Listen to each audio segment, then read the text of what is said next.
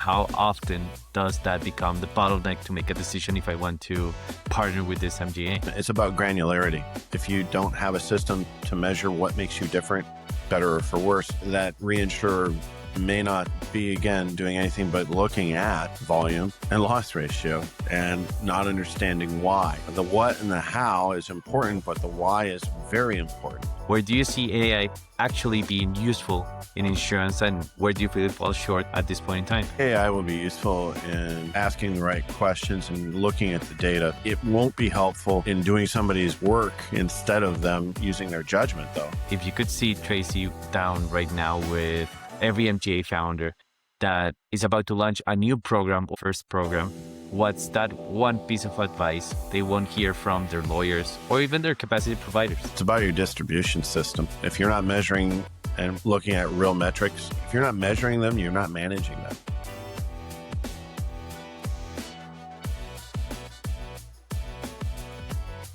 Hi, everybody. Welcome to Inside Delegated Authority. Today's guest is Treacy Duerfeldt, 30-plus year veteran of commercial and construction insurance who has built, written, and designed insurance products from scratch, including in the captive world. Treacy started his career at Federal Mutual, one of their regional association specialists, before going independent and eventually selling his wholesale brokerage to Novate in 2022. He's the founder of C.I.R.E, Construction Insurance Risk Education, the CEO of NWC Alliance, and a past member of 3 national policy committees at the National Association of Home Builders.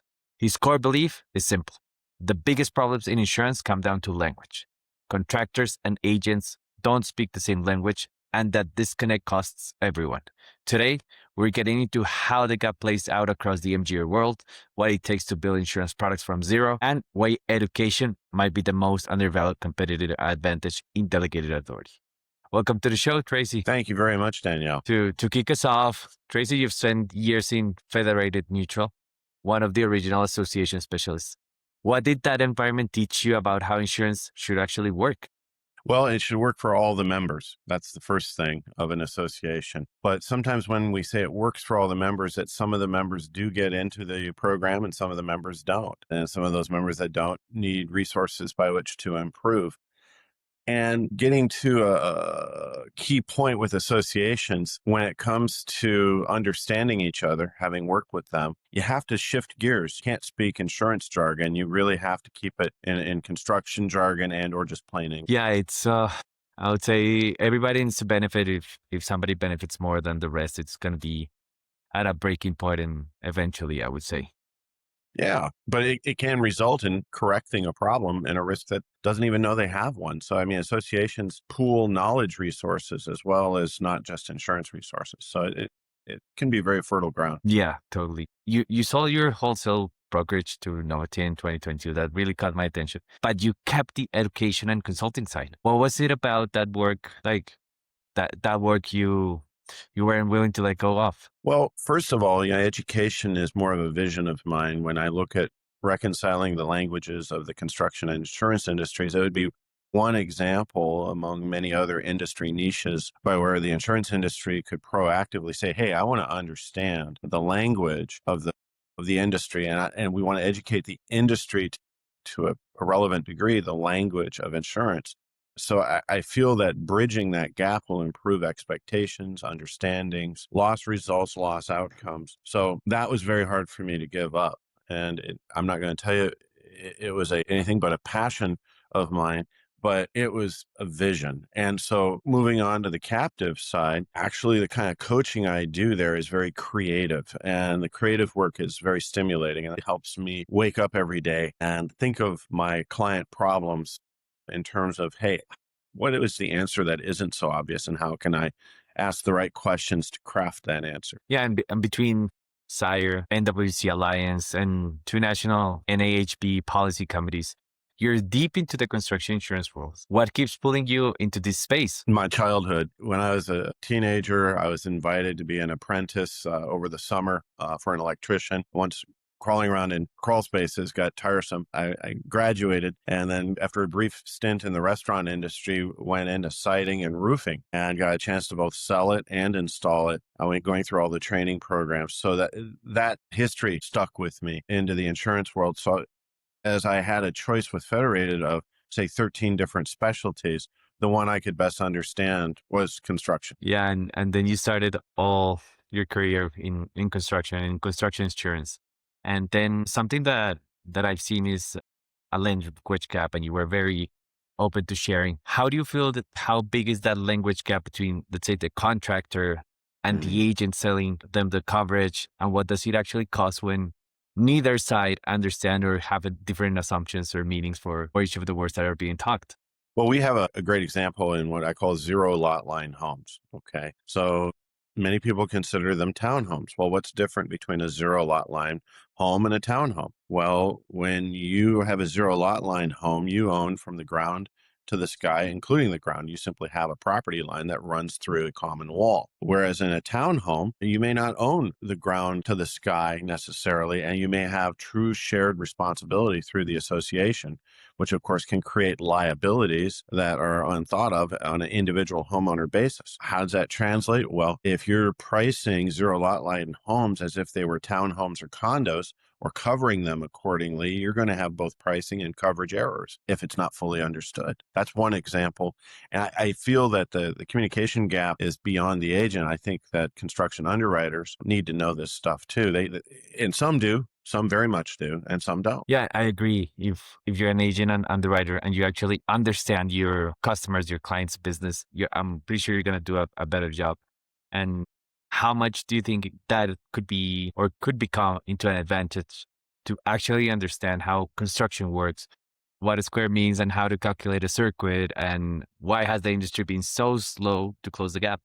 Well, let me give you another example. For example, if you have an underwriter and or an agent who understands how a house is constructed, let's say you have roughly 32 trades in a house. Well, you know that a few of those trades aren't going to be properly insured. The contracts may not be correct and or the additional insured endorsement may not be adequate. So how do you price for that instead of saying it's 100% subcontracted and beautiful and all the insurance is stacked up correctly? Well, you would have to know which trades may likely not have the insurance, how that exposure would be affected by the design and the size of the home, calculate that exposure basis and add it to the fully insured basis.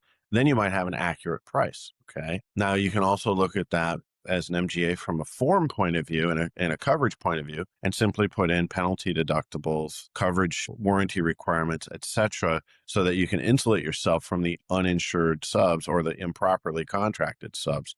But not knowing what percentage of which is what can really provide for some pricing or competitive problems. That's very interesting. And then you had a chance to put that, let's say, into practice when Mhm. in a chapter in your life you were designing captive insurance product from scratch. You were doing the modeling, policy language, regulatory approval. What did the process teach you about how MGAs should think about product development today? Well, I think it's a listening exercise. Some of my favorite clients appreciate how I ask questions, shut up, and listen. Now, that's not a common trait in the insurance industry. We all love to blab on about our technical knowledge. But the simple question of what keeps you up at night, what threatens your business model, and go beyond what your insurance agent is offering you and simply tell me what worries you. And for example, lumber prices came up. We had a huge spike after COVID, and I was like, that sounds like insurance to me. So I talked to actuary and they said, yeah, we can do a parametric on that, get us the data.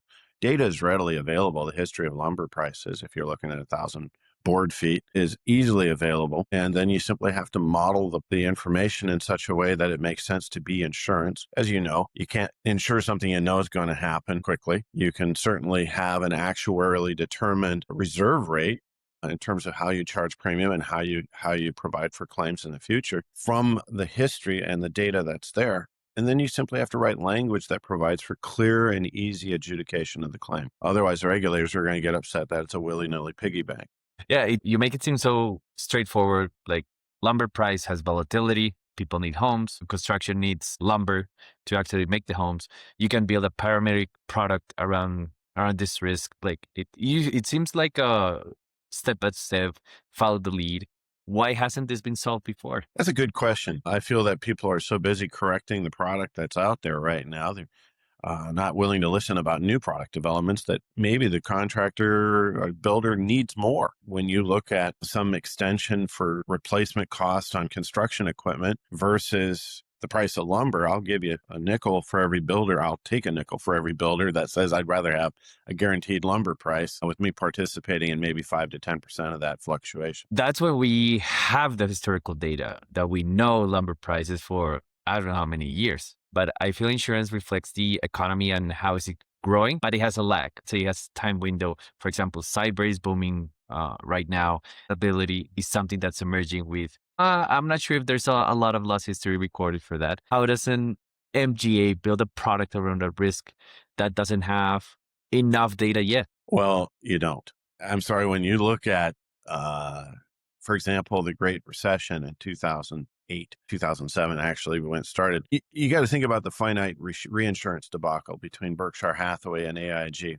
Okay. How these bundles were per se insured. Okay. And there was no data adequate to indicate whether these bundles that were structured the way they are could be insured. There was no data showing a pattern. And the bundles, by the way, were obscure as well. The opaque nature of the product they were insuring was ridiculous. So you had this huge eruption that contributed to the banking crisis because no one used real data. It wasn't real insurance. It was just a good deal at the time. Okay. And you can't do that with insurance. If we're meant to last and be there for claims, 10, 20 years down the road from the time we wrote the policy, we can't go around putting our whole book or our profitability at risk on a guess, can you? Yeah. And then, by the way, you said something interesting in that question about AI. I mean, if we want to insure AI, we should just ask AI what we should charge, right? Yeah, I would say that's an easy way to put it. Data, I would say, is the foundation of everything in insurance.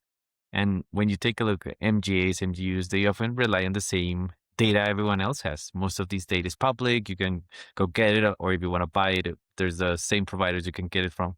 When you're building something new, where does the proprietary insight actually come from? It comes from not so much from the data. Sometimes it does, by the way, but it's from the modeling of existing data. For example, everybody knows that increased limit factors, I suppose you could buy those too, but the real aspect of this that might determine the right niche or the working layer that you want to specialize in is really in the ILFs, just as one example. And many established MGAs and carriers have their own, not only class rates, but they may have their own ILF and increased limit factors. And that can be a big deal. Just one example. Okay. You can also look at how your policy language should modify existing data, and maybe and hopefully you have some modeling skills that are proven that can indicate, for example, what is the real bite out of the loss ratio when you look at a $50,000 SIR? Is it just a deductible factor, or are you using a ILF differential? So, I mean, you got to get creative and at the same time work within rules that have logical sense. Again, we're looking at actuary. They're going to correct us if we're wrong, right? Yeah, because I would say insurance is a typical business because you receive the money for your service, but you don't know how much it's going to cost you to deliver that service. That asymmetry is always top of mind. If you were advising one MGA or a leader out there building that from scratch, what would you say would be the step-by-step process that you would make to create that new product? Well, you have to look at the past of something that's related. You can't just do that in a vacuum. Okay. And at the same time, you have to say, okay, if I'm going to put a twist on this product, am I able to look at a modified data set, or am I going to use a modeling or multiple modeling techniques by which to examine the range of possibilities, and then being transparent about that, look at my financial partners and say, here's the range of possibilities, thus the risk that you're taking as investing or reinsuring an insurance company or a program. So it's going to be also about your if you're talking about being an MGA, you're going to have an experience with that niche in a startup, maybe from a different firm and or just in your past. You're going to have to use that experience and explain why your experience is different and hopefully better than the norm. One of the things I tend to talk about is the competency and integrity of distribution. If you have a distribution system that goes with you into one program and then into another, you may have some consistencies that are relationship driven and in a way proprietary, but you have to figure out how to isolate and benchmark the value of that distribution system. Yeah, and I would say MGAs were created for that niche expertise and that distribution system. Do you feel that sometimes carriers or reinsurers have a bias against MGAs? And if that's true, where does it come from and what are MGAs doing to reinforce it? Well, I've had some people in my career that are very biased against MGAs for a lack of transparency being the key element. They do an audit, but the MGA shows them what they ask for, not what they really need to see, as an example. And that can come from a loss results point of view, a reserving point of view, certainly from a fiduciary point of view, as MGAs are smaller. And even though they are subject to substantial transparency, you still have to know where to look to find all the dead bodies, right? And carriers are going to naturally distrust that when it's not they themselves that per se at a personal level at risk. And then we have the other side, some reinsurers investing a lot in MGAs. But let's say go beyond volume and loss ratio. How should MGAs be quantifying their value to capacity providers?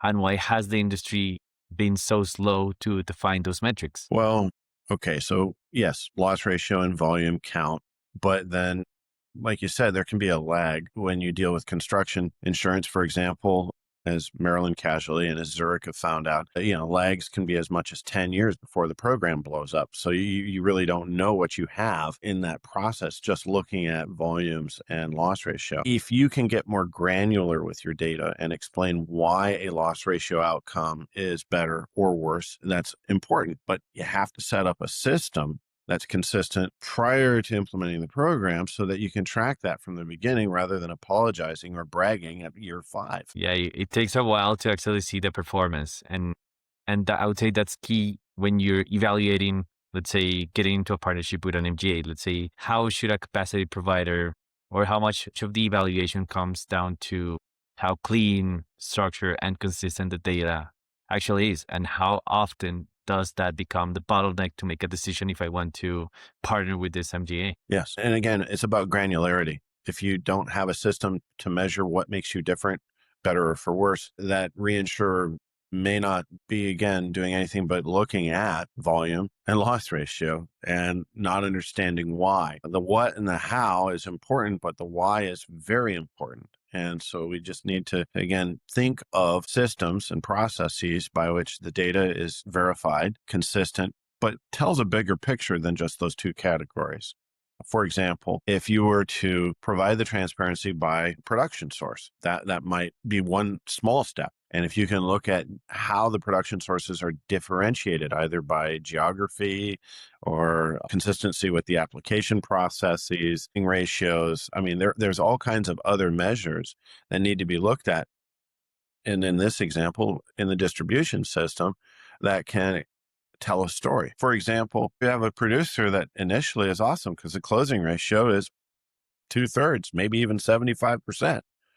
Well, at Federated, we had an alarm bell go off at 40% or greater. It meant our prices were too low or we're selling it. Okay. So, I mean, tell me what MGA will ring that bell, right? So there you go. Yeah, it's complicated. Nobody wants to deter business, but you got to stay disciplined.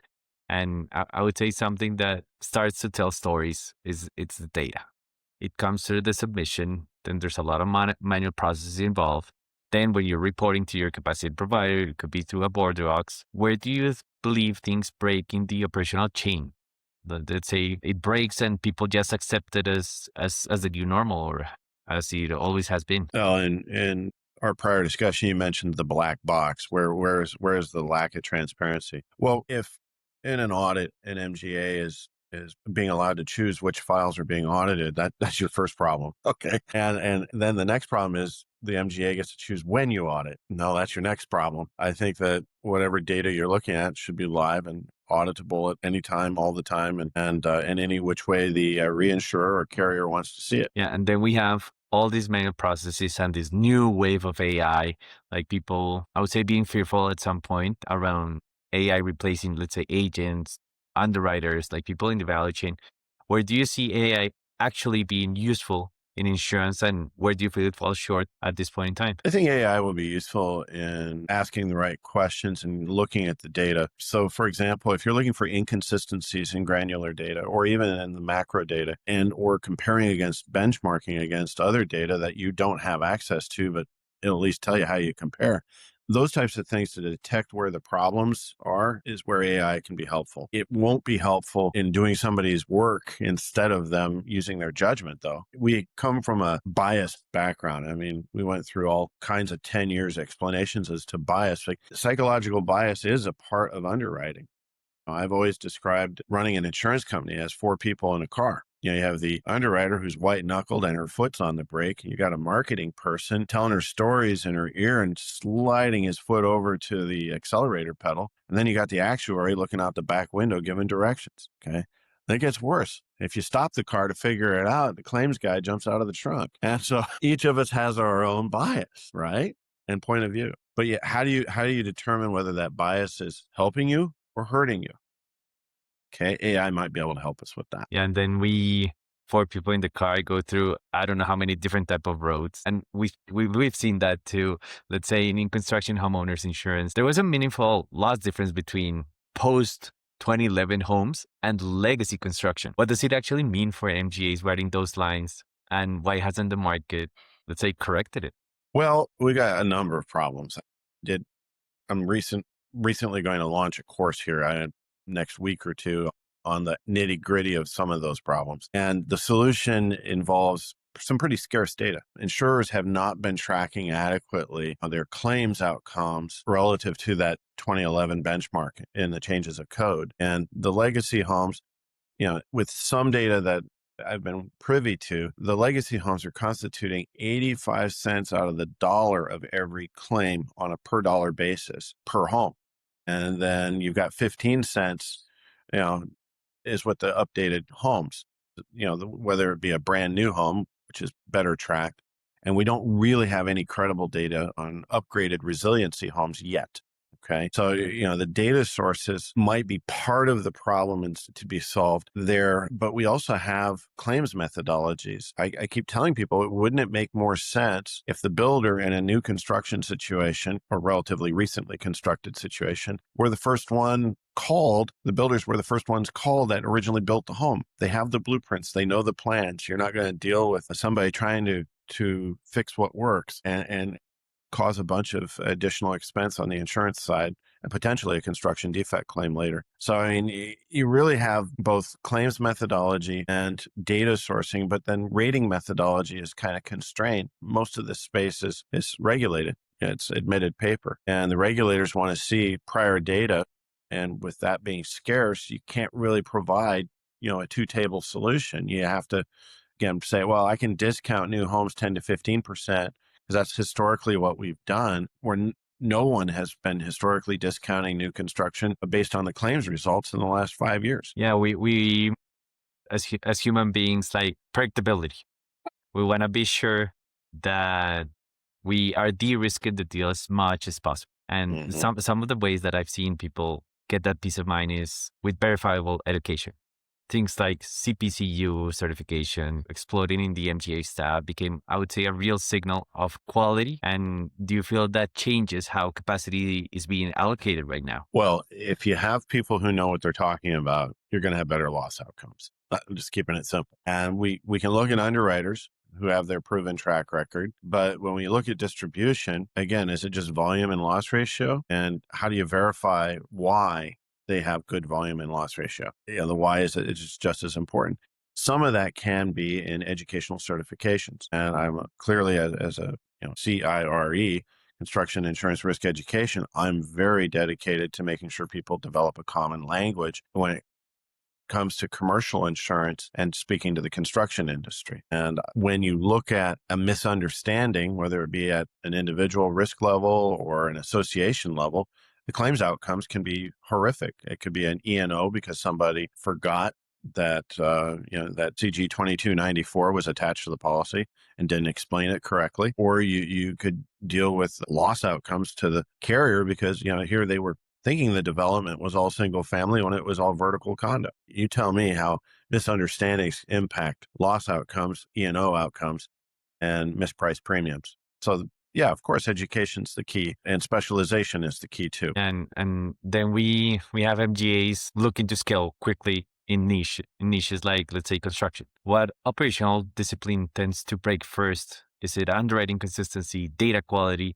or even the relationship with the capacity provider? It depends on what happens first. I mean, if the capacity provider knew they were going into a niche that was expecting high growth, okay, then you hope that the data is going to hold up. All right. And with the data holding up, then the underwriter and the reinsurer, the capacity provider can feel assured that the rapid growth was anticipated, that the coverage form and the expected loss outcomes won't be so bad. But on the other hand, if it's a surprise, if you have rapid growth that's a surprise, that means you're either underpriced or overcovering because you're in a market environment of comparison. All right. Especially when you look at larger risks. If you're in a click through format, low coverage, contractors are effectually writing their own policies. You can be assured you have to have a low coverage product. Okay. But as soon as your premiums are in the 5-digit and certainly the 6-digit territory, you will have professional representation involved.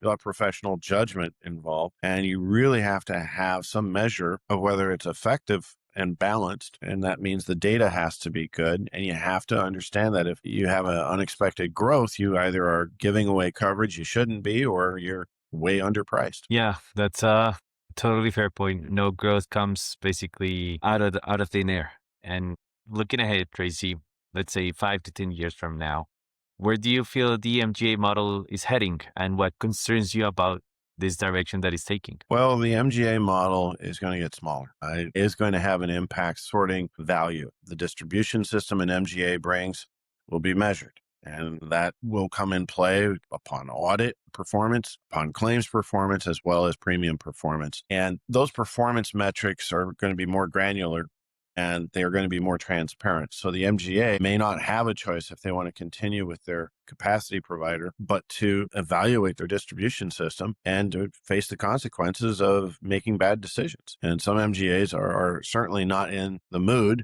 to be told what to do, and they'll probably exit the marketplace. The other thing is that MGAs are going to be more readily compared to each other. So where we may have in the construction space a fair number of MGAs and or MGUs, I think that will shrink because there's no reason capacity should be provided for MGAs that aren't transparent enough and subject to analysis. Yeah, that's a great point. I would say transparency is key to every relationship, especially insurance, that it's a relationship business. If you could see Treacy down right now with every MGA founder that is about to launch a new program or the first program, what's that one piece of advice they won't hear from their lawyers or even their capacity providers? It's about your distribution system. If you're not measuring and looking at real metrics, again, I threw out 3 of them, premium performance, claims performance, and audit performance. And audit is typically undervalued. If you're not measuring them, you're not managing them. So are you in business because you have good luck, or is it timing, or did you do it on purpose? And I think if you're not doing it on purpose and you don't look at your distribution system in those metrics or something similar to that and set milestones as to where you should be as opposed to where you think you're going to be, you're going to get thinned out. And so start it right. Yeah, no, that's be intentional, I would say. Treacy, I really enjoyed our conversation. I appreciate all the insights you share. And thank you very much, everybody out there listening. This was Inside Delegated Authority with Treacy Duerfeldt and Daniel, your host. Thank you. Have a good one.